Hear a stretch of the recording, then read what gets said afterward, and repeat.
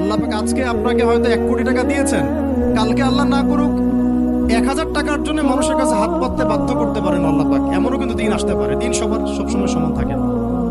আজকে আপনার কাছে 1 কোটি টাকা আছে, কিছু মনে হচ্ছে না। কালকে কে জানে, আল্লাহ না করুক যে 1000 টাকা কারো কাছে চাইতে হচ্ছে, 1000 টাকার জন্য ঠেকে গেছেন, হতে পারে না? রিজিককে মানুষ তাজিম না করলে রিজিক দূরে চলে যায়। দুটো বিষয় খেয়াল রাখবেন, দুটো বিষয়। এক হচ্ছে মাঝে মাঝে মনের মধ্যে কিছু আমল করার ইচ্ছা আসে না? মনে হলো যে আচ্ছা একটু 10টা আয়াত পড়ি, মনে হয় না মাঝে মাঝে এমন মনে হয় না? ওই সময় এই যে মনের মধ্যে যে এই ইরাদাটা জাগ্রত হওয়া, এটাকে আমরা বলি ওয়ারিদ। অন্য ভাষায় আপনি বলতে পারেন মেহমান। কি বলতে পারেন?